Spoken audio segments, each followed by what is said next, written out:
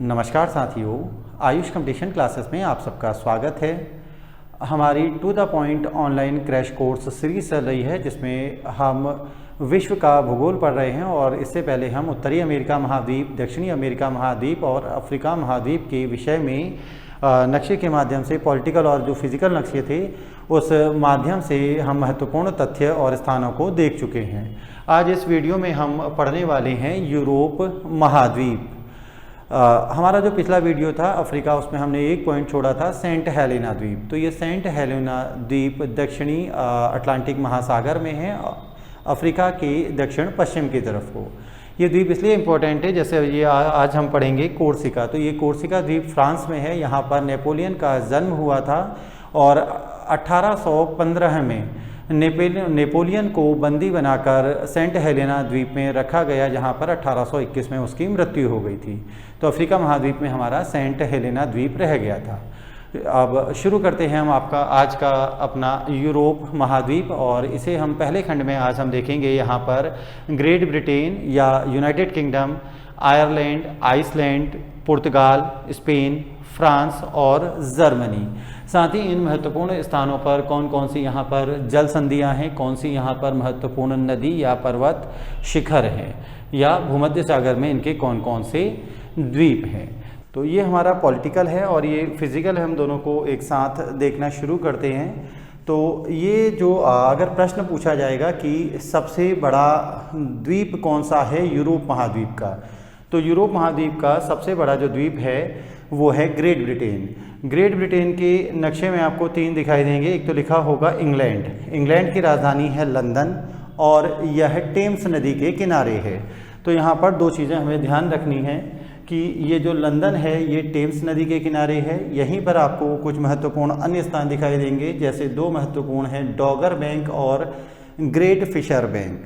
तो उत्तराखंड महाधिवक्ता कार्यालय का जो पेपर हुआ था 27 मार्च को, उसमें ये प्रश्न पूछा गया है डॉगर बैंक कहाँ पर है। तो ये डॉगर बैंक और ग्रेट फिशर बैंक ये दोनों इंग्लैंड में, यहाँ पर जो ये नॉर्थ सी लिखा हुआ है नॉर्थ सी में है। यहीं पर इंग्लैंड में आपको एक पर्वत श्रृंखला दिखाई देगी। इस पर्वत श्रृंखला का नाम है पिनाइन। यहाँ पर 2 नदियाँ महत्वपूर्ण हैं, एक है टेम्स और दूसरी इधर सेबर्न नदी। तो अगर इंग्लैंड की सबसे बड़ी नदी पूछी जाएगी तो उसका नाम है सेबर्न, और इंग्लैंड की सबसे महत्वपूर्ण नदी अगर पूछी जाएगी तो टेम्स नदी है। ये टेम्स नदी जो है इसी टेम्स नदी के किनारे लंदन शहर बसा हुआ है।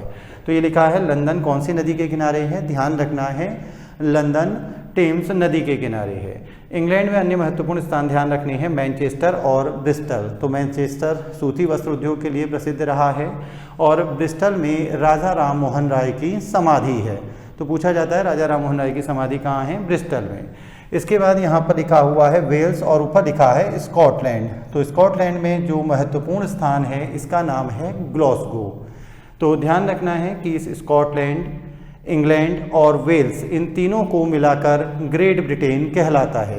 ये हमने लिखा हुआ है Europe Great Britain. Great Britain का मतलब क्या है, England plus Wales plus Scotland. इसके अलावा अगर पूछा जाएगा यूनाइटेड किंगडम, तो यूनाइटेड किंगडम का मतलब है ग्रेट ब्रिटेन प्लस उत्तरी आयरलैंड, यानी England plus Wales plus Scotland plus उत्तरी आयरलैंड। तो इस नक्शे में यहाँ पर उत्तरी आयरलैंड लिखा हुआ है। तो अगर इस भाग को भी इसमें जोड़ दिया जाता है तो इसको यूनाइटेड किंगडम कहा जाता है। अगर स्कॉटलैंड की राजधानी पूछी जाएगी तो ग्लासगो जो है इसका महत्वपूर्ण नगर है, राजधानी इसकी है एडिनबरा। ठीक है, तो इस जगह पर एडिनबरा है स्कॉटलैंड की राजधानी, ध्यान रखनी है। तो इंग्लैंड की राजधानी लंदन, स्कॉटलैंड की राजधानी जो है वो है एडिनबरा। महत्वपूर्ण शहर है यहाँ पर ग्लासगो। इसके बाद यहाँ पर आता है आयरलैंड। आयरलैंड की राजधानी है डबलिन और 1921 में आयरलैंड जो है ये इंग्लैंड से इसने स्वतंत्रता प्राप्त की थी। तो ये महत्वपूर्ण प्रश्न यहाँ से पूछे जाते हैं। इसके अलावा प्रश्न बनता है कि इंग्लिश चैनल कहाँ पर है। तो ये जो पूरा क्षेत्र है ये नॉर्थ अटलांटिक ओशन, उत्तरी अटलांटिक महाद्वीप है, यहीं पर नॉर्थ सी है। तो इन दोनों के बीच में यहाँ पर आपको इंग्लिश चैनल और डोवर जल संधि लिखा होगा। तो ये डोवर जल संधि इंग्लैंड को फ्रांस से अलग करती है और नॉर्थ सी को अटलांटिक महासागर से जोड़ती है। तो महत्वपूर्ण है डोवर जल संधि। ठीक है, क्या कर रही है? इंग्लैंड को फ्रांस से अलग करती है। ठीक है, नॉर्थ सी को उत्तरी अटलांटिक महासागर से जोड़ रही है। तो ये महत्वपूर्ण जगह हमें यहाँ पर ध्यान रखना है। इसके अलावा एक हमने लिखा है मूरलैंड। इंग्लैंड में जो उच्च भूमि के स्थान हैं उन स्थानों को मूरलैंड कहा जाता है। तो इंग्लैंड महाद्वीप से अक्सर प्रश्न पूछे जाते हैं। इसके बाद ऊपर एक छोटा सा द्वीप लिखा हुआ है फैरो। ये जो फैरो द्वीप है ये डेनमार्क का है। यहाँ पर डेनमार्क लिखा हुआ है। डेनमार्क की राजधानी है कोपेनहेगन। और ऊपर एक यहाँ पर है आइसलैंड। तो ये जो आइसलैंड है, आइसलैंड की राजधानी है रिकजैविक।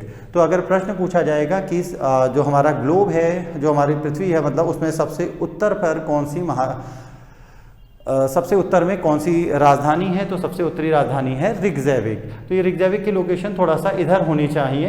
ये नक्शे में थोड़ा यहाँ बना दिया है, लिखने स्पेस कम था।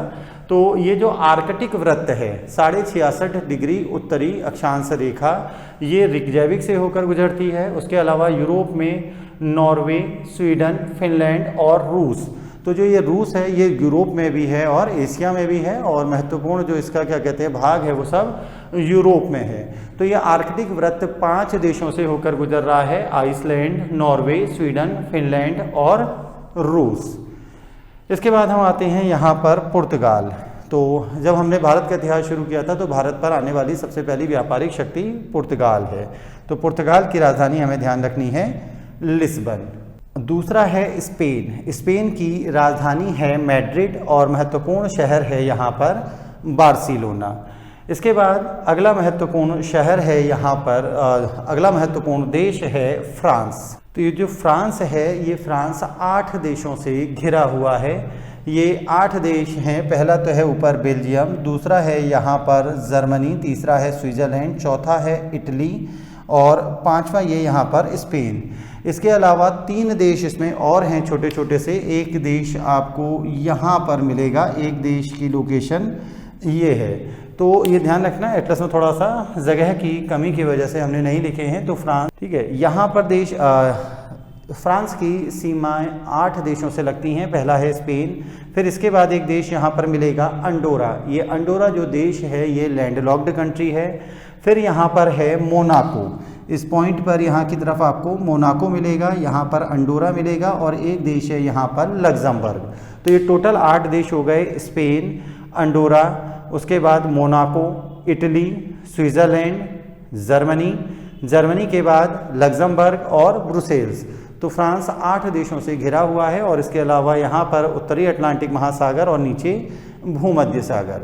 तो इसीलिए फ्रांस को समुद्र की रानी उपाधि से संबोधित भी किया जाता है। इसके अलावा जब हमने दक्षिण अमेरिका महाद्वीप पढ़ा था तो वहाँ पर हमने पढ़ा था फ्रेंच गुयाना। उस फ्रेंच गुयाना पर भी फ्रांस का अधिकार है। और जब हमने वहाँ पर फॉकलैंड पढ़ा था तो फॉकलैंड द्वीप पर जो अधिकार है वो इंग्लैंड का है। यहीं पर नीचे एक द्वीप लिखा हुआ है कोर्सिका द्वीप। तो ये महत्वपूर्ण है, ध्यान रखना है। ये कोर्सिका द्वीप पर फ्रांस लिखा हुआ है, फ्रांस का अधिकार है। अगर प्रश्न पूछा जाएगा कि यहाँ पर कोर्सिका द्वीप में किसका जन्म हुआ था तो हमें आंसर लगाना है नेपोलियन।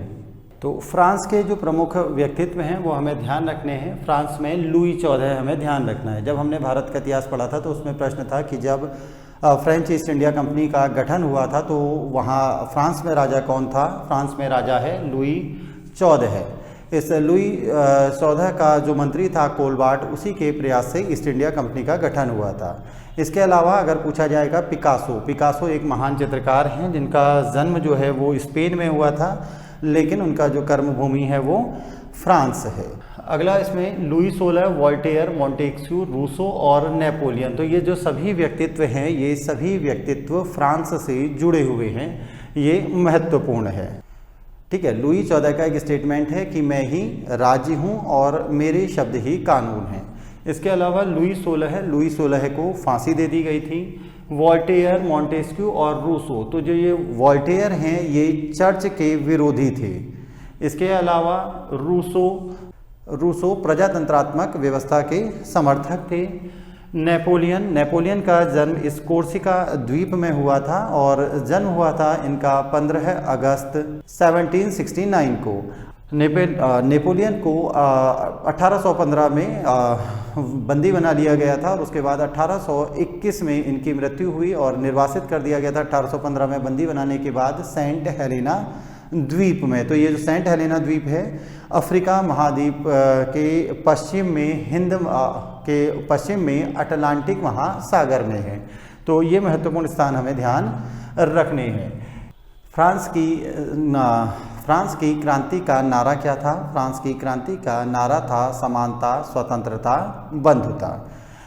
थोड़ा सा हम ज्योग्राफिकल अगर इसके हिस्से में आते हैं तो यहाँ पर महत्वपूर्ण जो एक ये है पिरेनीज, ये पिरेनीज स्पेन और फ्रांस के बीच में है। ऊपर एक नदी है लोरी नदी, यहाँ पर बे ऑफ बिस्के लिखा हुआ है। ऊपर है सीन नदी, ये सीन नदी के किनारे ही पेरिस है और पेरिस को फैशन नगरी कहा जाता है। यहाँ पर रोन नदी है और ऊपर यहाँ पर आल्प्स पर्वत या जूरा माउंटेन आपको लिखे हुए दिखाई देंगे। तो ये महत्वपूर्ण फ्रांस के विषय में है। इसके अलावा फ्रांस और जर्मनी की जो सीमा है वो मैगिनॉट रेखा बनाती है, जो अंतर्राष्ट्रीय सीमा फ्रांस और जर्मनी को विभाजित करती है। तो ये हमें नाम याद रखना है, मैगिनॉट लाइन। तो फ्रांस की हमें सीमाएं ध्यान रखनी है। अगर हम एटलस को ढंग से देखेंगे, यहाँ पर कुछ पर्वत शिखर हैं। तो पहला प्रश्न तो कि फ्रांस और स्पेन के बीच सीमा रेखाएं कौन बनाते हैं? तो यहाँ पर पर्वत शिखर है हमारा पिरेनीज। पिरेनीज पर्वत फ्रांस को स्पेन से अलग करता है। इसके बाद यहाँ है फ्रांस और इटली। फ्रांस और इटली के बीच में जो महत्वपूर्ण पर्वत शिखर है उस पर्वत शिखर का नाम है आल्प्स पर्वत। तो आल्प्स पर्वत फ्रांस को इटली से अलग करता है। फिर पूछा जाएगा फ्रांस और स्विट्जरलैंड के बीच में कौन सी महत्वपूर्ण पर्वत श्रृंखला है? इस पर्वत श्रृंखला का नाम है जूरा। तो ये जूरा माउंटेन फ्रांस को स्विट्जरलैंड से अलग करती है। अगला प्रश्न, फ्रांस और जर्मनी के बीच में क्या है? तो मैगिनॉट रेखा तो हम पढ़ चुके हैं। अगर पर्वत शिखर यहाँ पर पूछे, मतलब पर्वत श्रृंखला पूछी जाएगी तो उस पर्वत श्रृंखला का नाम है वॉस्जेस पर्वत श्रृंखला। तो वॉस्जेस पर्वत श्रृंखला फ्रांस को जर्मनी से अलग करती है। फ्रांस में जो अंगूर वगैरह का उत्पादन बहुत ज़्यादा होता है और इसी कारण यहाँ पर एक शहर है शैम्पेन। तो ये शैम्पेन शराब उद्योग के लिए प्रसिद्ध है। फ्रांस को किसानों का देश भी कहा जाता है। अगला महत्वपूर्ण देश है जर्मनी। जर्मनी में हमें महत्वपूर्ण स्थान याद रखने हैं। पहला स्थान है बर्लिन। तो जर्मनी की राजधानी है बर्लिन। उसके बाद जर्मनी का जो एकीकरण हुआ था वो 3 अक्टूबर 1990 को हुआ था। यहाँ पर महत्वपूर्ण स्थान है फ्रैंकफर्ट, स्टुटगार्ट और म्यूनिक। तो ये महत्वपूर्ण स्थान हमें यहाँ पर जर्मनी में ध्यान रखने हैं। तो जब हमने हिस्ट्री पढ़ रहे थे हमने पढ़ा था कि मैडम भीखाजी कामा, भारत का जो राष्ट्रीय ध्वज तिरंगा है सबसे पहले स्टुटगार्ट में लहराया गया था। इस में यहाँ पर जो कॉन्फ्रेंस हो रही थी और वो मैडम भीखाजी कामा के द्वारा लहराया गया। जर्मनी से अगर महत्वपूर्ण व्यक्तियों के हमें याद रखने हैं तो बिस्मार्क और हिटलर। तो जर्मनी में बिस्मार्क और हिटलर, तो ये बिस्मार्क जो है ये उपाधि हमें ध्यान रखनी है। हिटलर यहाँ पर जो था एक नाजीवादी उनका कॉन्सेप्ट था और तानाशाह है। तो बिस्मार्क जर्मनी का एकीकरण चाहता था और उस समय जो सबसे बड़ा राज्य था यहाँ पर, जब हम जर्मनी का एकीकरण पढ़ रहे थे तो सबसे बड़ा राज्य था प्रशा।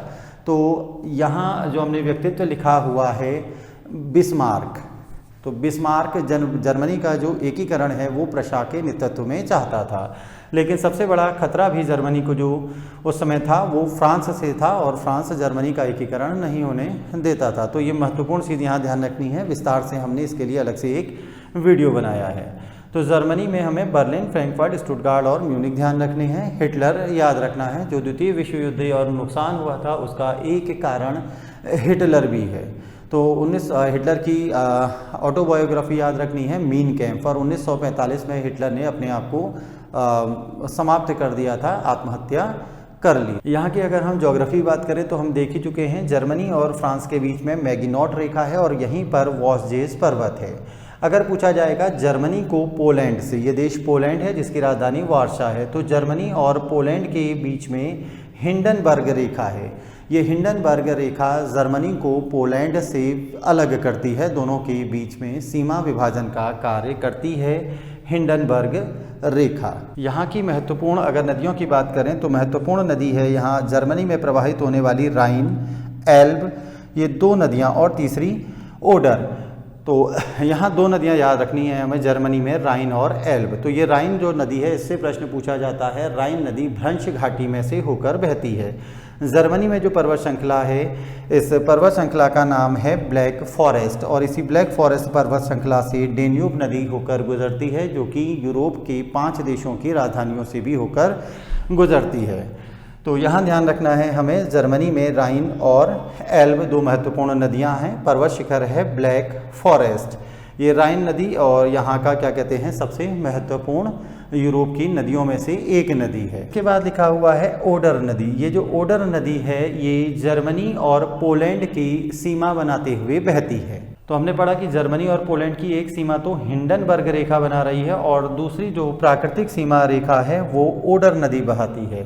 तो ये ओडर नदी या ये जो है, ये बाल्टिक सागर में अपना पानी गिराती है, और राइन, सीन या लोरी या एल्ब नदियाँ ये नॉर्थ सी में पानी इनका प्रवाहित हो रहा है। ये जो राइन नदी है, ये राइन नदी भी फ्रांस और जर्मनी के बीच में कुछ स्थानों पर थोड़ी दूरी तक सीमा रेखा का निर्धारण करती है। यहीं पर आपको लिखा हुआ मिलेगा रूर प्रदेश। इस रूर प्रदेश को यूरोप का औद्योगिक हृदय कहा जाता है। यहाँ पर कोयला बहुत ज़्यादा पाया जाता है, और ये जो कोयला है ये बिटुमिनस प्रकार का कोयला है। यहीं पर आपको लिखा हुआ मिलेगा कील नहर। ये जो, जैसे हमने पनामा और स्वेज नहर पढ़ा था, उसी प्रकार कील नहर भी है, और ये जो कील नहर है ये 99 किलोमीटर लंबी है। इसके अलावा एक प्रश्न जो पूछा जाएगा, जर्मनी को किससे नुकसान पहुंच रहा है, तो अम्ल वर्षा के कारण। तो पर्यावरण में हमने अम्ल वर्षा पढ़ा था, तो इस अम्ल वर्षा के कारण इस पूरे क्षेत्र को नुकसान पहुंच रहा है। तो ये आज हमारा यूरोप महाद्वीप का पहला भाग था, जिसमें हमने इंग्लैंड, ग्रेट ब्रिटेन या यूनाइटेड किंगडम, आयरलैंड, आइसलैंड, उसके अलावा पुर्तगाल, स्पेन, फ्रांस और जर्मनी, ये महत्वपूर्ण स्थान देखे हैं। और इसके बाद हम अपना दूसरा भाग लेके आएंगे, जिसमें हम यहाँ के अन्य स्थानों को पढ़ेंगे। इसी के साथ हमारा आज का ये टॉपिक समाप्त होता है। धन्यवाद।